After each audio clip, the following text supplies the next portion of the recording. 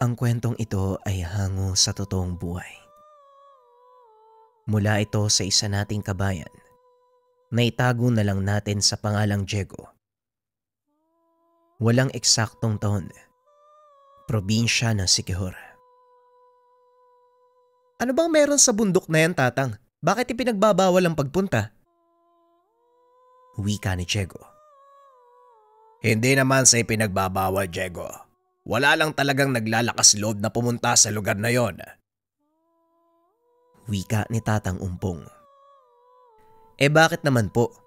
Mukha namang maganda dun sa lugar na yan Marami pang mga ligaw na hayop. May mga nagsasabing naninirahan sa gubat na yan ang isang mabalasik na aswang. Sa loob ng maabang panahon, pinangangalagaan niya ang lugar kaya hindi nawawala ang mga ligaw na hayop. Naging kanlungan nila ito dahil walang nangangahas na pumasok. Mabalasik na aswang. Ibig sabihin totoo po sila? Oo, Diego. Nabuhay sila kasama ng ating mga ninuno nung unang panahon. Sila ang naging katuwang ng ating mga mandirigma para itaboy ang mga dayuhan. Kung hindi dahil sa tulong nila, malamang nasakop na tayo ng mga mapaniil na Kastila. Bakit wala sila sa mga libro? Ang sinabi lang sa amin ng mga guru sa kasaysayan, mga magigiting na kalalakihan, sila lang daw po yung nagtanggol sa dalampasigan ng Pilipinas laban sa mga dayuhan. Siyempre, hindi talaga ilalagay sa libro ang tungkol sa mga aswang. Pero ang totoo, nariyan talaga sila. At kahit hanggang ngayon, patuloy silang nabubuhay at nakikisalamuha sa atin. Nakatira si Diego kasama ang kanyang lolo Ompo sa isang liblib na baryo sa gawing dulo ng bayan. Malapit na ito sa kagubatan at kadalasang walang nagagawi. Maliban na lang sa mga mangasong dumadayo sa lugar dahil nasa gilid ng burol. Pagtatanim ng luya at mais ang kanilang pinagkukunan ng pangkabuhayan. Malawak na lupain ang pagmamay-ari ni Mang Ompo. Minana pa ito sa mga magulang ng nabubuhay pa. Sakop nito ang halos kalahati ng baryo, maging ang malaking bahagi ng gubat. Kaya naman naglagay ng bakod ang matanda sa loob ng kagubatan upang walang makapasok na mga ngaso sa kanyang nasasakupan. Halos araw-araw, naglalakad sa loob ng gubat ang matanda para lang siguraduhing maayos ang ginawang bakod. Tanging si Diego lang at Ampong ang naiwan upang tulungan ang matanda. Ang ilan sa mga kapatid ng binata may kanya-kanyang buhay. Bunso sa 6 na magkakapatid si Diego, pinakapaborito ni Mang Ompo sa lahat ng mga apo. Sa murang edad, tinuruan ng matanda si Diego sa mga gawain sa bukid, kaya naman gamay na gamay nito ang pag-aararo sa gilid ng burol. Dahil sa halos walang puno sa kanilang sakahan, matinding sakit ng araw ang kalaban ni Diego kapag nagtatrabaho. Kaya kapag maliwanag ang buwan, saka pa lang nito binabanatan ang pag-aararo. Ito rin ang dahilan kung bakit nagkaroon ng kakaibang karanasan ng binata. Matapos magapunan, kinuha ni Diego ang kalabaw. Kinabitan ito ng araro. Malapit lang sa taniman ang kanilang bahay, kaya kampante si Mang Ompo na walang mangyayari sa binata. Habang nag-aararo biglang huminto ang kalabaw. Nagtaka ang binata dahil kakasimula pa lang nito sa pagtatrabaho. Oh, anong problema mo? Kakasimula pa lang natin magtrabaho Pagod ka na kaagad? Tanong ni Diego. Nakita nitong nakatingin sa iisang direksyon ng kalabaw na parang may kung anong nakita. Binitawan ng binata ang lubid. Laking gulat dahil bigla itong tumakbo palayo. Hila-hila ang araro. Dinaanan nito ang mga patubo ng mais, kaya napasapo na lang ng ulo ang binata. Naku naman yari ako nito kay lolo Akmang lalakad na ang binata papunta sa inintuan ng kalabaw nang bigla itong makarinig ng malakas na angil. Napalingon ng binata. Laking gulat nito nang makita ang malaking asong naglalakad papunta sa kanya. Hindi makakilo si Diego dahil sa sobrang takot. Unti-unting lumalapit ang aso hanggang sa maramdaman nito ang hininga ng nilalang sa kanyang liig. Napapikit na lang si Diego sa pag-aakalang katapusan niya na. Ilang segundo na ang nakalipas, ngunit walang pangil na lumalapat sa liig ni Diego. Saktong pagdilat nito, biglang tumakbo palayo ang malaking aso. Naupo ang binata at habang hinahabol ang hininga, nag-angat ito ng tingin. Nakita ang figura ng isang lalaking nakatayo sa likod ng puno. Nasisinaga ng buwan ang bahaging iyon ng taniman, kaya sigurado si Diego sa kanyang nakita. Ngunit ilang sandali pa ang nakalipas. Umalis din ito. Naiwan ang binatang mag-isa sa gitna ng malawak na bukid. Dali-daling tumayo si Diego at umuwi sa kanilang kubo. Nakita nitong natutulog si Mang Ompo sa sala. Kaya naman hindi na ito nag-abala pang gisingin ang matanda. Hindi nakatulog si Diego buong gabi. Paulit-ulit na tumitingin sa bintana sa takot na maaaring bumalik ang nilalang nakamuntikang lumapas sa kanya. Kasabay nito ang katanungan kung sino ang lalaking nakita niyang nakatayo. Nakaupo lang si Diego sa atangan buong gabi. Maliwanag na nang magising ang matanda. Napasapo ito sa noo nang makita ang bali-baling pananim ng mais. Mabaging langit! Anong nangyari sa mga pananim natin, Diego? Bakit naputol ang mga mais? At bakit naroon ang kalabaw? Tanong ni Mang Ompo habang nakaturo sa kalabaw na sumabit ang tali sa tumbang puno. Yan nga po yung gusto kong sabihin sa'yo, Lolo. Kagabi habang nag-aararo ko, biglang may nagpakitang malaking aso eh. Sasakmalin na sana ako pero may nagpakitang lalaki. Tumakbo po yung nilalang eh. Lalaki? Teka, si Anghel? Mahinang wika ni Mang Ompo. Kaso nga lang narinig ito ni Diego. Anghel? Sino naman po yun? Wala, sige na. Ako na ang kukuha sa kalabaw. Huwag mo nang isipin ang bagay na yon. Marahil mga asong gubat lang ang nakita mo. Sige na, kumain ka na at magpahinga. Mukhang wala kang tulog simula kagabi. Wika ni Mang Ompo. Naglinis ng katawan ng binata at pumasok sa silid. Tanghali na nang magising si Diego. Dumiretso ito sa kusina para uminom ng tubig. Nakita nitong naglalakad si Mang Ompo papasok sa gubat. Nagpa siya ang binatang sundan ito. Marahang naglakad ang matanda habang binabaybay ang makitid na daan sa tabing ilog. Narating nito ang malawak na kapatagan na nasa gitna ng kagubatang sakop ng kanyang lupain. Medyo malayo si Diego sa matanda, ngunit nakikita nito ng malinaw ang kilos ni Mang Ompo. Maya-maya pa isang matandang lalaki at isang puting aso ang lumabas mula sa masukal na bahagi ng gubat. Naglakad ito papunta sa kinakatayuan ni Mang Ompo. Tinapik ng mahina ang balikat ng matanda. Anghel, salamat sa pagtugon sa aking paanyaya. Matagal na panahon na ang lumipas magmula nang huli tayong magkita. Tignan mo ang sarili mo.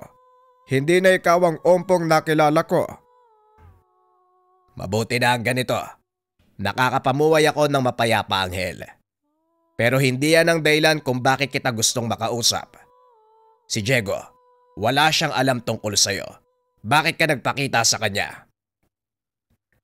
Malaki na si Diego. Sa palagay ko, oras na para malaman ng apo mo ang tungkol sa kanyang pinagmulan. Akala ko ba malinaw sa'yo ang dahilan kung bakit nilayo ko ang apo ko? Malinaw sa akin. Pero hindi mo matatakasan ang katotohanan, Ompo. Gaya natin si Diego. Sa ayaw at sa gusto mo. Darating ang panahong malalaman niya ang katotohanan at mas masakit para sa kanya na malaman yan mula sa iba na nililihim mo ang totoo niyang pagkatao. Nanatili si Diego hanggang sa matapos ang pag-uusap. Pag-alis ng matandang nagngangalang Anghel, dali-dali itong bumalik sa kubo. Nagkunwaring tulog habang pinakikiramdaman ang kilos ni Mang Ompo. Maya-maya pa, pumasok ang matanda sa silid. Naupo ito sa tabi ng higaan. Patawarin mo sana ako, Diego, kung inilihim ko sa iyo ang lahat. Itinago ko ang totoo mong pagkatao dahil gusto kitang protektahan. Ayoko mamuhay ka na kinamumuhian ng kapwa mo. Sana maunawaan mo ang ginawa ko.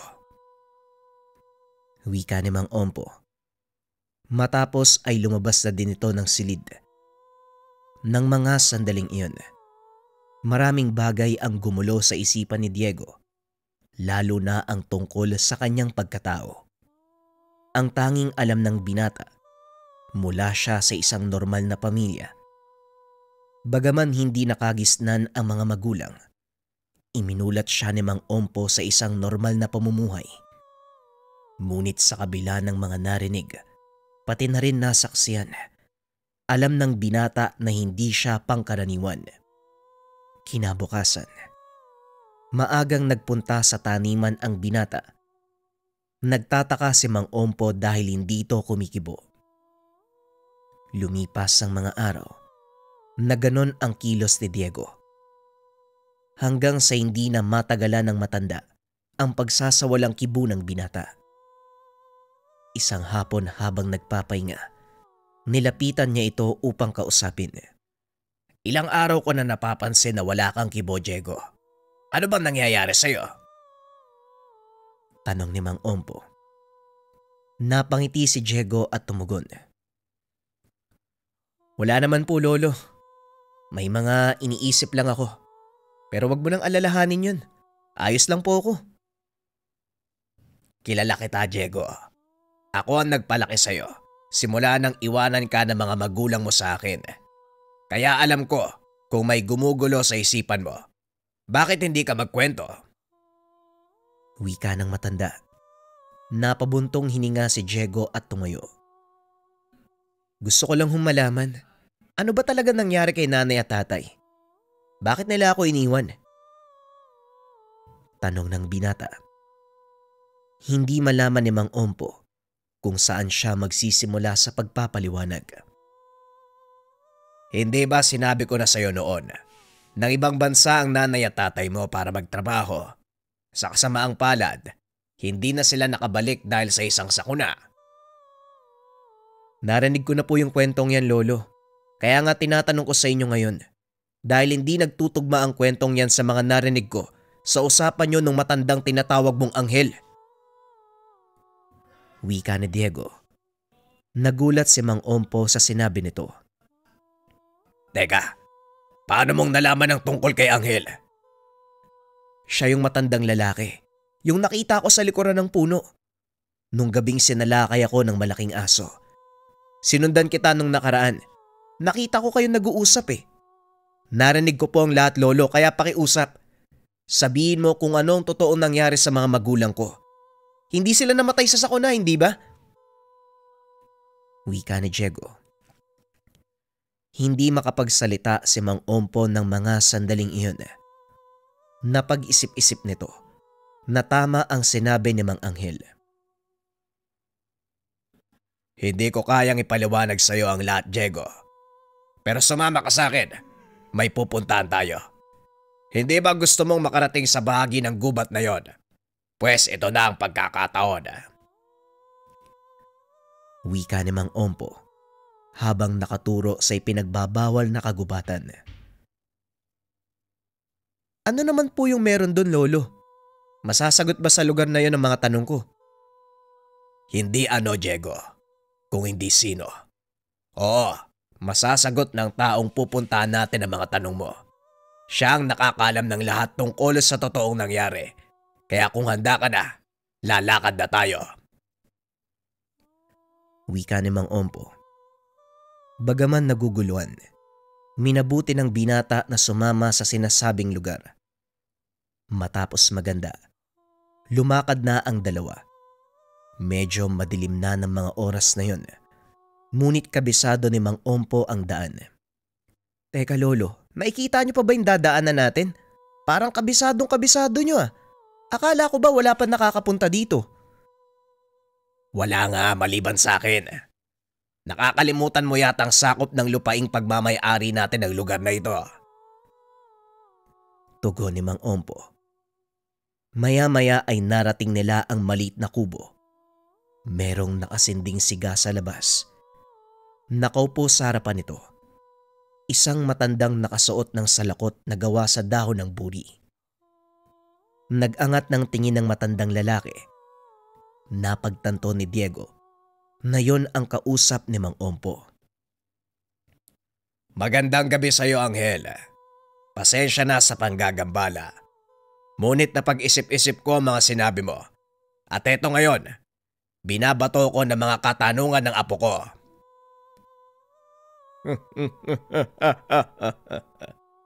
Parang itinaga sa bato ang mga sinabi ko, hindi ba? Halika kayo. Saluwan niyo ko sa pagkain ng sariwang inihaw na karne ng kuneho. Tugon ni Mang Anghel. Pinagmasdan nitong mabuti ni Diego. Napagtanto na magkamukha sila ng matanda. May mas edad lang ito. Kulubot ang balat pati na rin ang buhok. Hindi sana aabot sa ganito kung hindi ka nagpakita sa kanya. Kaya ayan, ikaw ang sumagot sa mga tanong ng apo natin. Napatingin si Diego kay Mang Ompo. Tumawa ng malakas si Mang Anghel. Sa wakas, ngayon naisip mo na rin ang mga sinasabi ko. Hindi habang buhay, magagawa mong itago ang katotohanan, Ompo. Bueno, dahil narito ka na rin lang, hayaan mong magpakilala ko sa iyo. Ang pangalan ko ay Anghel. Ako ang ama ng nanay mo. Si Lolo Ompo mo naman ang ama ng tatay mo. Pareho kaming mula sa isang tribo ng mga aswang. Sa makatuwid, mula sa purong hanay ng mga aswang. Hindi lang basta-basta aswang, Diego. Mula tayo sa malalakas na aswang na kung tawagin ay gabunan. Ang lahi natin, kilala sa buong bansa bilang pinakamataas na uri. Kinakatakutan tayo ng iba't ibang lahing mas mababa kung ikukumpara sa atin. Pagpapaliwanag ng dalawang matanda. Teka, sandali lang ha. Kung aswang ako, bakit hindi naman ako natatakam sa laman ng tao? Ni minsan, hindi sumayad sa isip ko na pumatay o tumikim ng dugo. Wika ni Diego. Ang lahi natin, hindi naman pumapatay ng tao para kumain. Kinukuha natin ang lakas mula sa kalikasan. Hindi kagaya ng pangkaraniwang aswang. Kailangan nilang kumain ng laman ng tao para lumakas. Ano naman yung nangyari sa mga magulang ko? Bakit nila kami iniwan? Tanong ni Diego. Hinayaan ni Mang Ompo na si Mang Anghel ang magpaliwanag. Kinakailangan nilang lumayo para maging ligtas kayo ng mga kapatid mo. Maniwala ka man o hindi, kayo ng mga kapatid mo ang kahuli-hulihan sa ating hanay na purong dugo ng mga gabunan. Ano naman ang kinalaman ng pagiging purong dugo namin sa pag-alis nila, nanay? Ang ating lahi may matagal ng kalaban. Sila ang tinatawag na sinaunang aswang, mas kilala bilang mga bangkilan. Gusto nilang sakupin at mapasailalim sa kanilang kapangyarihan ng ating lahi. Pero dahil hindi pumayag ang naunang pinuno Kaya nagpasya ang mga ninuno na labanan ng angka ng bangkilan. Nagawa silang talunin ng malalakas nating mandirigma at itinaboy mula sa lupain. Nagkaroon ng mahabang kapayapaan hanggang sa isilang ang iyong mga magulang. Simula ng kapakanakan, itinadhana silang magsama. Kumbaga, ipinagkasundo namin sila dahil sa isang propesiya. Propesiya? Ano naman po yun? Tungkol po saan? Kayong magkakapatid ang magdadala ng kamatayan sa mga bangkilan. Ito ang naging dahilan kung bakit kinakailangang lumayo ng mga magulang nyo. Iniwan kayong 5 sa pangalaga ni Ompo para walang makaalam na anak kayo ni Isabel, pati na rin ni Laurencio. Sa kasamaang palad, nahuli sila ng mga bangkilan at dahil malayo sila sa amin, wala kaming nagawa. Tuluyang nasawi ang nanay at tatay mo. Wika ni Mang Anghel. Hindi makapaniwala si Diego sa mga narinig. Nawala ang pag-asa nitong makita ang mga magulang. Ang buong akala ko pa naman, mahanap ko na si nanay at tatay pagdating ng araw. Pero wala na pala sila. Patawarin mo sana ako, Apo. Kung hindi ko kaagad sinabi sa iyo ang katotohanan, gusto lang kitang protektahan. Kayo ng mga kapatid mo. Kaso lang, hindi ko na alam kung saan ko hahagilapin ang mga yon. May kanya-kanya silang buhay. Pero mas mabuti ng ganon. Wala silang kaalaman sa totoo nilang pagkatao. Na siyang pinakamalaki mong pagkakamali, Ompo. Maaring hindi alam ng mga kapatid ni Diego ang tungkol sa kanilang pagkatao. Pero siguradong naaamoy ng mga kalaban ang dugong nananalaytay sa kanilang kaugatan. Ibig sabihin, manganib ang buhay nila, kuya. Kailangan natin silang sabihan. Alam ko kung saan nakatira si Kuya Mando. Siguradong masasama niya tayo sa iba pa. Pasensya na, pero hindi kita pwedeng samahan. Ngunit ipapadala ko sa iyo ang alaga kong si Dilim. Wika namang Anghel. Napatayo si Diego nang biglang lumitaw mula sa likod ang malaking aso. Nanigas sa kinakatayuan ng binata dahil ito rin ang asong kamuntikang sumakmal sa kanya. Alaga mo ba ang higanting asong yan? Pakiusap, ilayo mo siya sa akin. Wika ni Diego habang nakatitig sa mga mata ng nilalang. Halos kasing tangkad ng binata ang aso. Napakaitim ng balahibo na tila naghahalo sa dilim ng gabi. Nagliliwanag na parang baga ng uling ang mga mata nito. Ang asong yan, isa sa gabay ng ating lahi. Siya ang nagsisilbing kasama ko sa loob ng mahabang panahon. Nung araw na una tayong magkita, sinadya kong utusan si Dilim na lapitan ka upang kilalanin ang amoy mo. Tugon ni Anghel. Dahan-dahang hinawakan ng binata ang noo ng malaking aso. Laking gulat nito nang matusok siya sa napakatalas na balahibo ng nilalang. Teka, bakit matalim yung balahibo niya? Isa yan sa mga depensa ni Dilim. Ngunit sa oras na maramdaman niyang wala kang dalang panganib, kusa itong lalambot na parang bulak. Wika ni Tatang Anghel. Nang mga sandaling iyon nakalahad ang palad ni Diego habang tinitignan ng sugat. Nagulat ang binata dahil dinalaan ito ni Dilim. Teka, bakit niya ginawa yun, Lolo Anghel? Yan ang simbolo ng pagkilala niya sa iyo bilang bagong Panginoon. Si Dilim ang makakasama mo at magbabantay sa iyo simula ngayon. Sandali lang. Nasaan pala yung mga katribo natin? Nasaan yung pinagbulang kong lahi? Wala na sila, Diego. Kami na lang ng Lolo Anghel mo ang naiwan. At kayo ng mga kapatid mo. Dumating na ang pagkakataong kailangan niyong magsama-sama bilang huling henerasyon ng ating angkan. Pero bago ka sumuong sa mapanganib na misyon, Diego, kailangan mo munang matutunang gamitin ang likas mong kakayahan bilang aswang. Likas na kakayahan? Gaya ng pagbabagong anyo? Isa lang yon sa mga ituturo ko sa iyo. Tayong mga gabunan, may taglay na malakas na pangangatawan. Maliban dito, 10 beses na mas matalas ang pandaban natin kumpara sa pangkaraniwang tao. Kailangan mong matutunang gamitin ang lahat ng ito. Magsisimula ang pagsasanay mo bukas ng umaga. Sa ngayon magpahinga ka. Sikapin mong mag-ipon ng lakas dahil maaaring mapagod ng husto ang katawan mo sa oras na magsimula tayo. Wika ni Tatang Anghel. Matapos ang pag-uusap, umuwi na ang mga ito sa kanilang tahanan. Habang nasa daan, pinakikiramdaman nito ang nilalang na nakasunod sa kanila. Lolo, alam mo ba yung tungkol sa nilalang na yan? Oo, alam ko ang tungkol kay Dilim. Kaya nga hindi na ako nagulat nang sabihin mong nakakita ka ng malaking aso.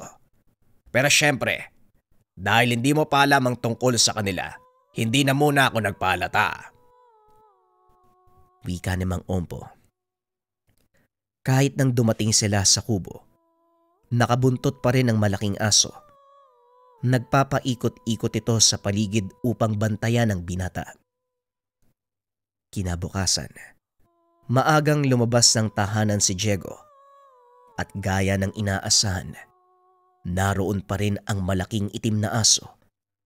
Ngunit bagyang nagbago ang anyo at laki nito. Yan, mas mukha kang maamo sa ganyang anyo. Huwag ka lang magpapakita ng totoo mong itsura sa maraming tao ha. Siguradong magkakagulo eh. Ano, sasamahan mo ba ako pabalik kay Lolo Anghel? Tanong ni Diego. Nakita ni Mang Ompo na kinakausap nito ang aso. Mukhang magkasundo na kayo ni Dilim ah. O siya, kumain ka na nang makapunta ka sa lugar ng Lolo Anghel mo. Wika ni Mang Ompo. Tumayo si Diego at pumasok sa tahanan upang kunin ang mga gamit. Kumain siya ng agahan. Pagkatapos ay kagad na ding umalis. Alis na po ako. Kita na lang po tayo mamaya, Lolo. Mag-iingat ka at wag mong papasakitin ang ulo ng Lolo Anghel mo. Pikon pa naman yon, baka lapain ka. Wika ni Mang Ompo. Pinagmamasdan nitong maglakad palayo ang binata habang nagwiwika sa sarili. Hanggat maaari, ayoko sanang umabot ka sa ganito. Pero wala na akong magagawa. Ito na ang kapalarang nakalatag sa'yo. Mag-iingat ka po. Patnubayan ka nawa ng may lika. Wika ni Mang Ompo. Habang naglalakad si Diego paakyat ng kabundukan, nakaramdam ito ng kakaiba. Naririnig ng binata maging ang pinakamahinang huni ng kuliglig. Sa isip ni Diego, ito na ang sinasabi ni Mang Anghel. Maya-maya pa narating nito ang kubo ng matanda. Walang tao sa lugar, kaya naman nagpa siya itong mag-ikot sa paligid. Habang naglalakad, naramdaman ng binata may paparating. Dali-daling lumingon si Diego at sinalo ang lumilipad na sibat. Mahusay. Gaya ng inisip ko. Unti-unti na ngang lumalabas ang kakayahan mo. Sa hula ko, malakas na rin ang pandinig mo. Wika ni Mang Anghel. Naglalakad ito habang may hawak na sibat. Akmang magsasalita pa sana si Diego nang biglang ibato ng matanda ang sandata. Hindi nito inasahan ang susunod na reaksyon ng binata. Sinalo ang sibat. Umikot. Ibinato pabalik kay Mang Anghel. Hindi nagawang saluhin ng matanda ang sandata, ngunit mabilis itong naiwasan. Nanlaki ang mga mata ng matanda nang makitang tumagos ang sibat sa dalawang magkasunod na malaking puno. Pambihirang lakas. Mukhang wala na akong may tuturo sa iyo pagdating sa pisikal na laban. kusang lumalabas ang kakayahan mo sa oras na nahaharap ka sa panganib. Ngayon, kailangan mo na lang pag-araling kontrolin ang iyong emosyon. Emosyon? Ano naman ang kinalaman nun? Malaki ang kinalaman ng emosyon sa pagbabagong anyo nating mga aswang. Nakadepende sa nararamdaman mo ang magiging kakalabasan ng iyong pagkaswang. Pero hindi yan ang dapat nating pag-usapan. May mga bagay kaming hindi sinabi sa iyo.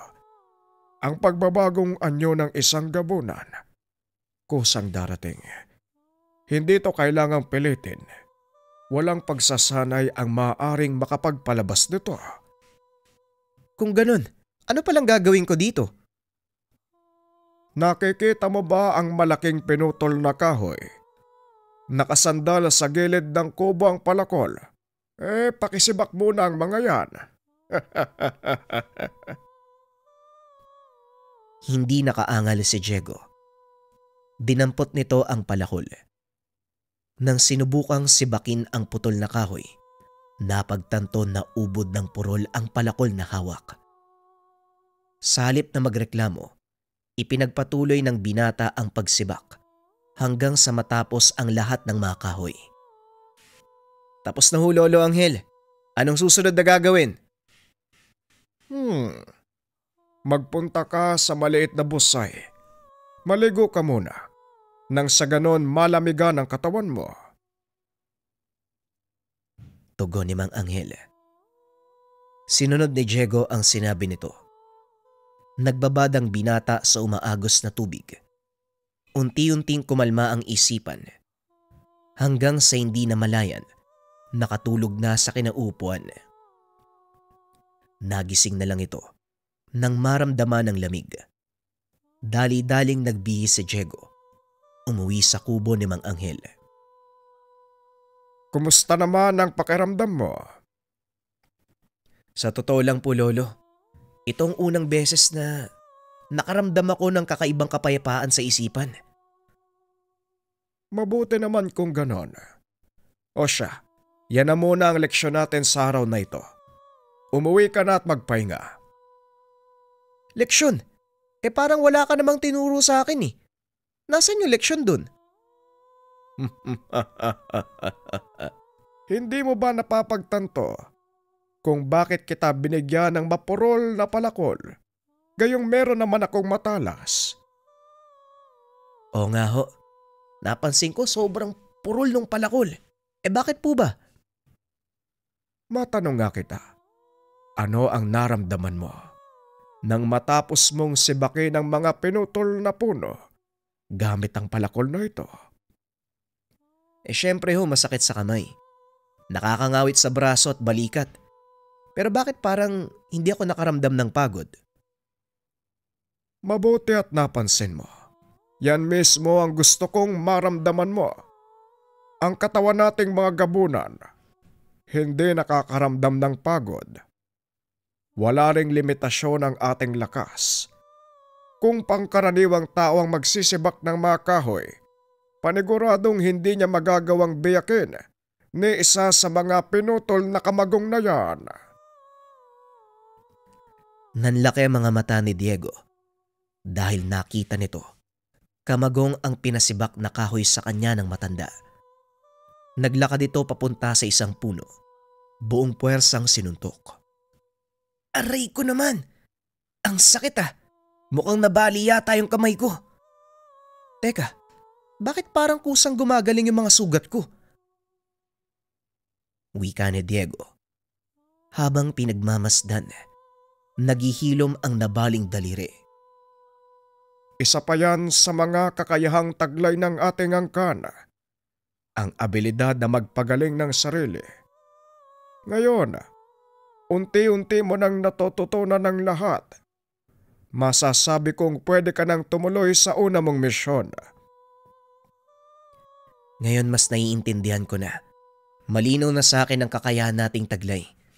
Masasabi kong handa na ako, Lolo. Kung ganon, puntahan mo ang nakakatanda mong kapatid at siguraduhin ang kaligtasan ng kanyang pamilya. Tugon ng matanda. Dali-daling bumaba si Diego mula sa kabundukan. Inayos ang mga gamit.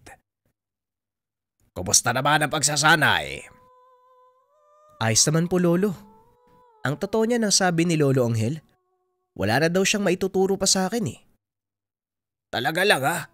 O na namang balak mo ngayon? Pupuntahan ko na si Kuya Mando, Lolo. Kailangan niya malaman na nasa panganib ang buhay nila. Pag-uusap ng dalawa.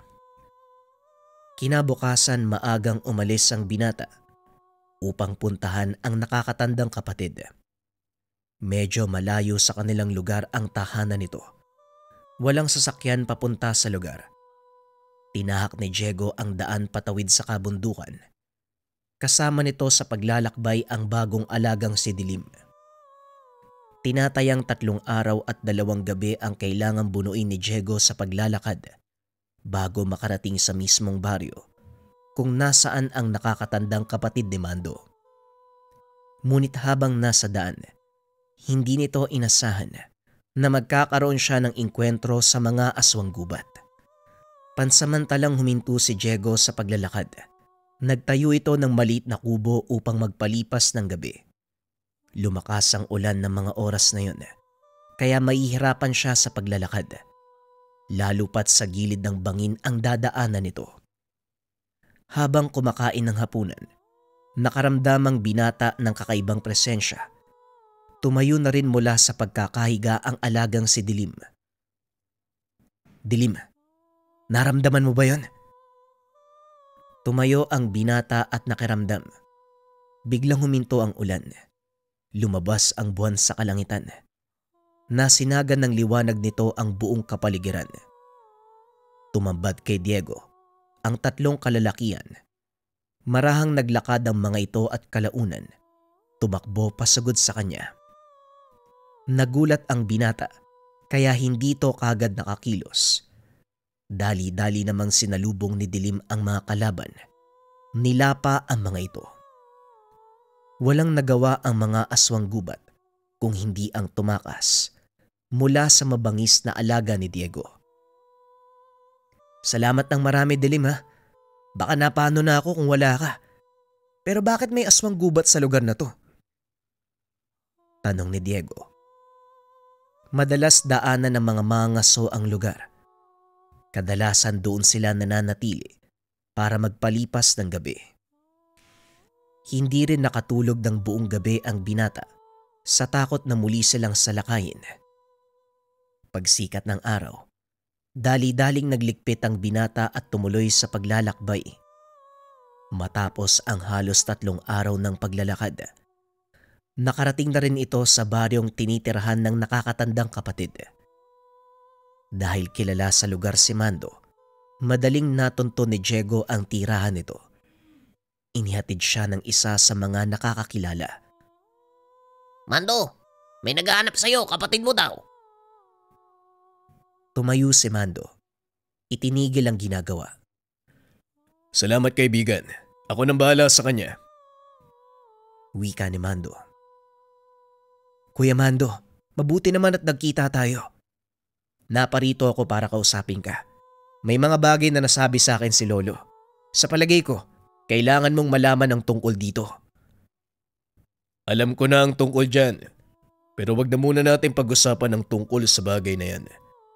Mahabang panahon tayong hindi nagkita. Kaya halika, ipapakilala kita sa ate Sandra mo. Tugon ni Mando.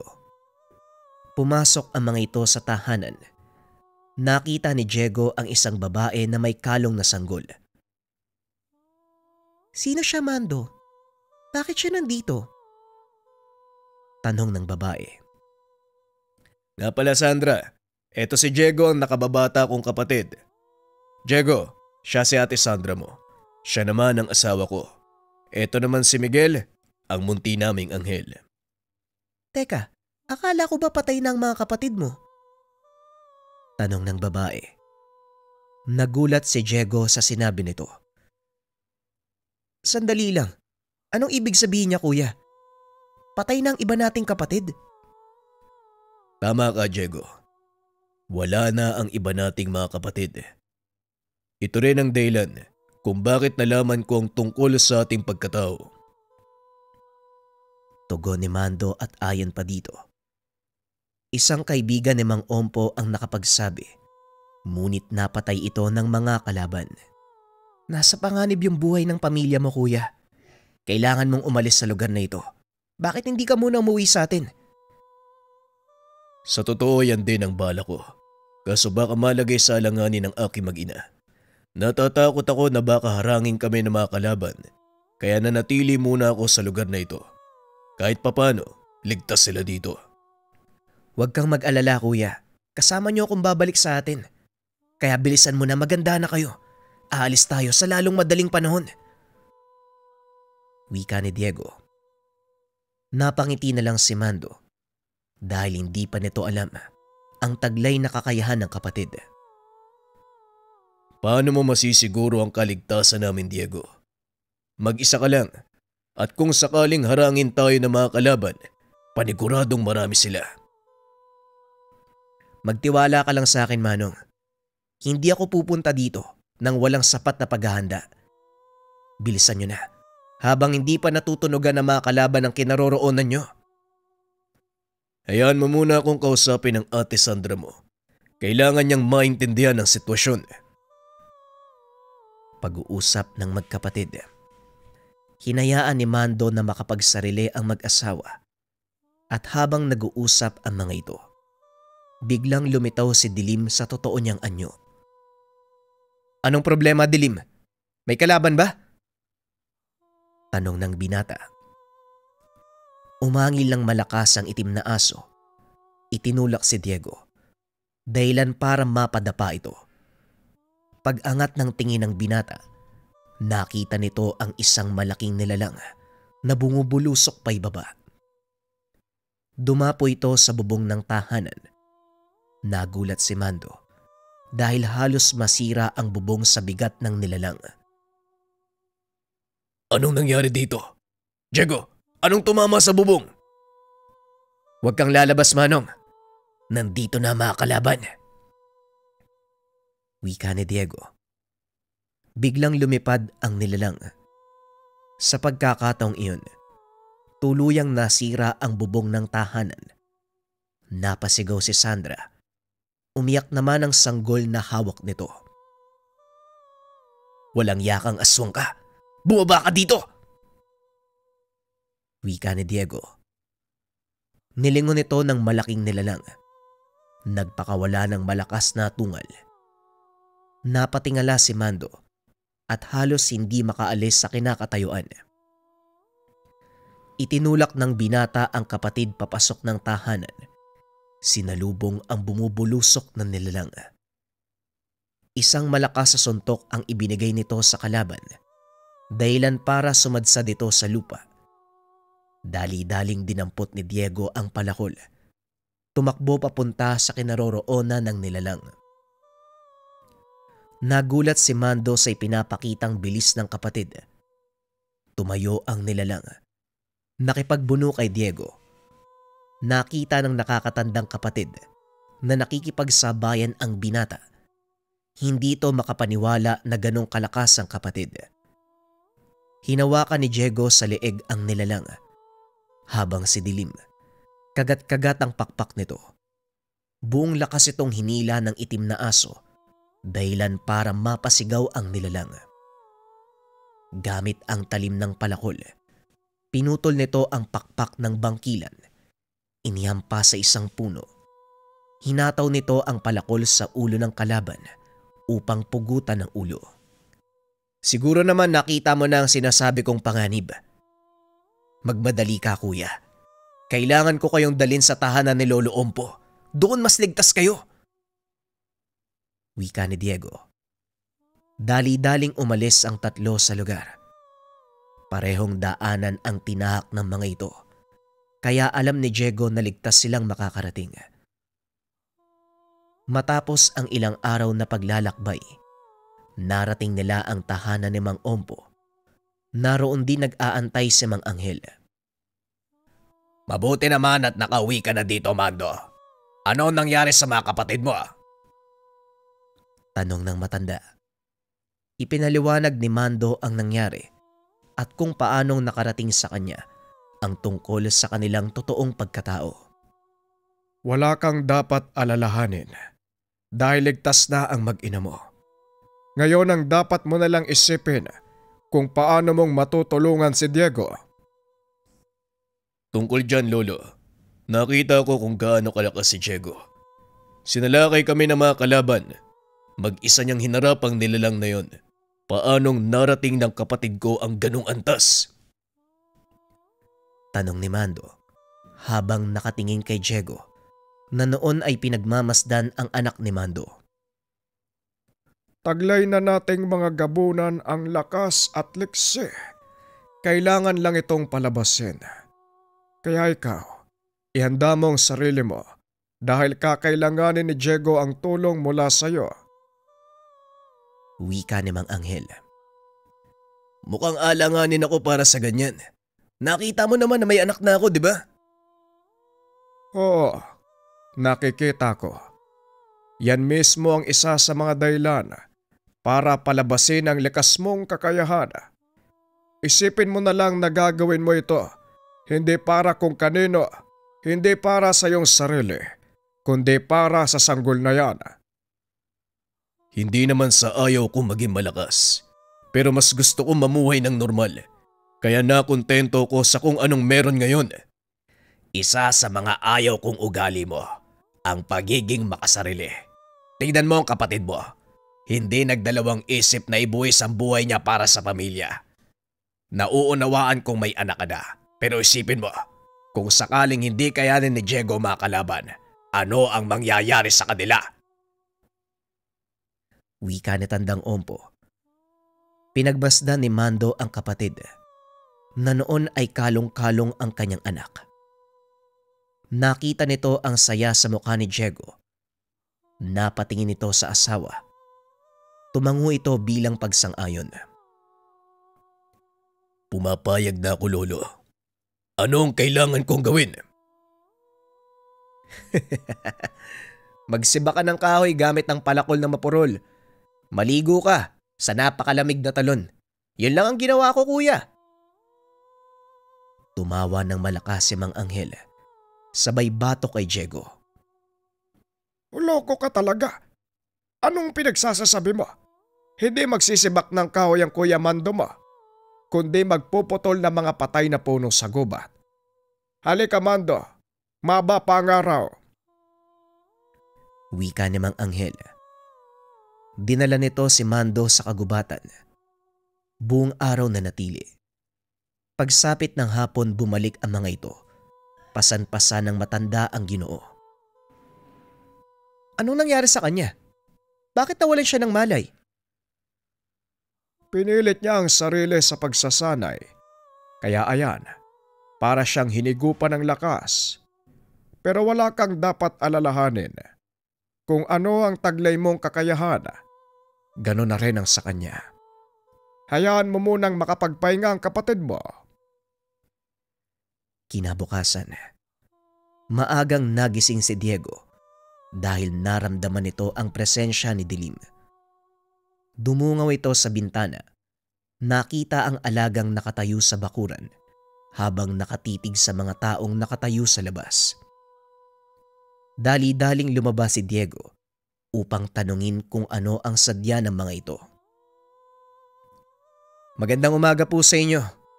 Maaari ko bang malaman kung bakit kayo nandito? Tanong ng binata. Hindi sumagot ang mga ito. Sa halip ay isa-isang nagpulasan. Nagulat si Diego nang habulin sila ni Dilim. Bangkila ng mga yon, Diego. Maganda ka dahil siguradong babalik sila. Kailangan malaman nila Kuya Mando ang lahat. Tugon ng binata sabay pasok ng tahanan. Kinausap nito ang nakakatandang kapatid. Matapos ay dinala sa ligtas na lugar sina Sandra at ang anak. Buong araw nag-antay sina Diego kasama ang dalawang matanda. Alam nila na babalik ang bangkilan. Ito na ang pinakahinihintay nating laban. Naputol na sa wakas ang ilang libong taon na pagiging ermitanyo ko. Wika ni Mang Anghel.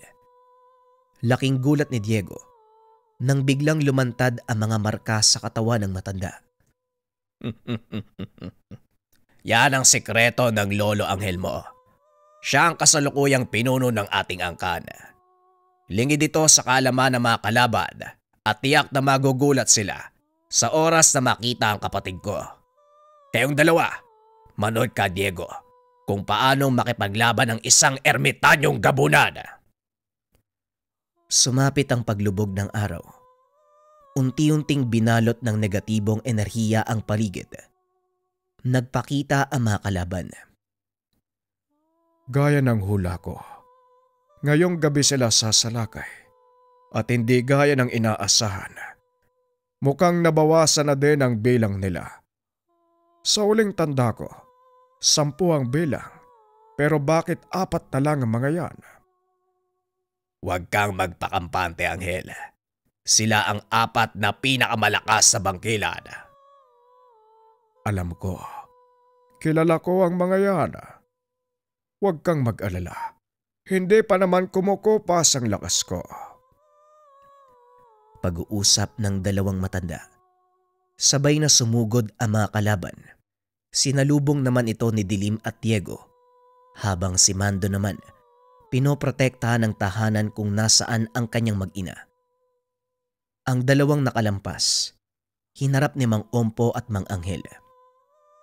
Gamit ang isang kamay, hinuli ni Mang Anghel sa leeg ang isa sa mga bangkilan. Bigla naman itong ibinuka ang pakpak. Lumipad. Sumama pa'y taas ang matandang gabunan, ngunit kagad silang bumulusok pa'y baba. Sa sobrang lakas ng bagsak, halos madurog ang ulo ng kalaban. Inakala nilang yun lang ang bilang ng mga sumalakay na bangkilan. Ngunit laking gulat ng mga ito nang magpakita mula sa kadiliman ng gubat ang napakaraming aswang. Naloko na. Mukhang nakipag-isa na ang mga pangkaraniwang aswang sa mga bangkilan. Ano naman ang kinakatakot mo? 4 tayong gabunan. Kahit gaano pa sila karami, walang panama ang mga yan. Naglakad si Mang Anghel papunta sa mga kalaban. Sabay-sabay na sumugod ang mga ito. Patuloy na nakipaglaban si Diego sa mga bangkilan, habang si Mang Anghel naman pinagpapapatay ang mahigit 50 aswang na sumugod sa kanyang kinaroroonan. Hindi pa kayo nadala. Alam niyong kahit gaano pa kayo karami, wala kayong laban sa akin. Diego, wag mo nang buhayin ang mga bangkilan na yan. Oras na para wakasan ang kanilang saling lahi. Wika ni Mang Anghel. Pinugutan ng binata ng ulo ang mga bangkilan, gamit lamang ang kamay. Ang ilan sa mga pangkaraniwang aswang nakaligtas at pinili na lang tumakas. Sa palagay ko, hindi na sila babalik pa. Magsilbisa ng aral sa mga lintik na yon ang nangyari gito. Paniguradong madadala na mga aswang na yon, Lolo. Sana lang hindi na sila bumalik pa. Tugon ni Diego. Nakahinga ng maluwag ang binata nang makita nito na wala na ang mga kalaban. Sa wakas natapos na. Sana lang makapamuhay na tayo ng payapa. Huwag kang mag-alala, Mando. Nanalo tayo at siguradong wala nang manggagambala sa buhay niyong mag-anak. Simula ngayon, walang sino man ang mang-aapi sa ating angkan. Matapos ang labang iyon, tila nag-iba ang kapaligiran. Naging mas mapayapa ang enerhiyang bumabalot. Nagpatuloy ang buhay ni Diego bilang magsasaka. Pinangalagaan nito ang lupaing naiwan sa kanya ni Mang Ompo. Natupad din ng matanda ang pangarap na mamatay bilang normal na tao. Sa wakas, natupad ni Ompo ang kanyang pangarap. Pero ako, hindi ko pa pwedeng iwanan ng mundong ito. Lalo pat hindi ako tiyak na magpapatuloy ang ating saling lahi. Mula kay Kuya Mando, Siguradong magpapatuloy ang ating henerasyon. At ganoon din sa akin. Hindi ko hahayaang maputol ang saling lahi nating mga gabunan. Aasahan ko ang pangakong yan, Diego. Pagdating ng panahon, ang susunod na henerasyon natin ang makikinabang sa mga ginawa nating sakripisyo ngayon. Makalipas ang ilang taon, patuloy na namuhay sina Diego. Sa tingin ng ibang tao, pangkaraniwang mamamayan lang din sila. Itinago nila ang katotohanan tungkol sa kanilang pagkatao para na din sa kaligtasan ng mga taong napapalapit sa kanila. Gumanda ang pamumuhay ng magkakapatid dahil natuklasan ng mga ito ang lihim kung bakit binabakura ni Mang Ompo ang kanilang lupain.